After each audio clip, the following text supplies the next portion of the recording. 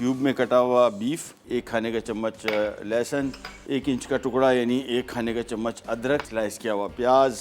नहीं देख लीजिएगा बहुत खट्टा हो तो कम कर दीजिएगा। इसमें सफ़ेद ज़ीरा 1 चाय का चम्मच, में हरी मिर्चें 3 से 4 अदद, पहले नमक शामिल कर दिया।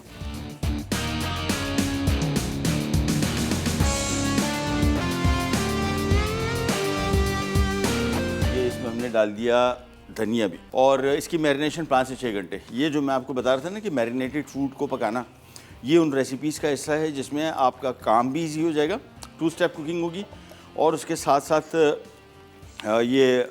लेकिन इसका सबसे ज़रूरी रूल यही है कि अगर आपने इसको मैरिनेट नहीं किया, टाइम नहीं दिया, तो फिर ये इसको पकाने का फ़ायदा नहीं। आधा कप इसमें हम घी ले रहे हैं, तो हमने तो फ़ौरन इसको पकाने रख देना। ये ले, ये इसमें शामिल किया।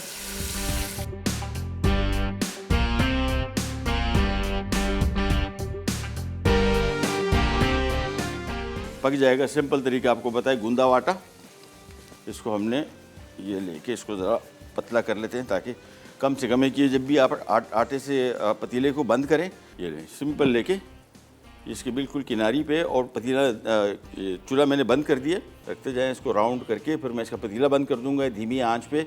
घंटा सवा घंटे के अंदर पक जाएगा, स्टीम इसके अंदर बंद रहेगी।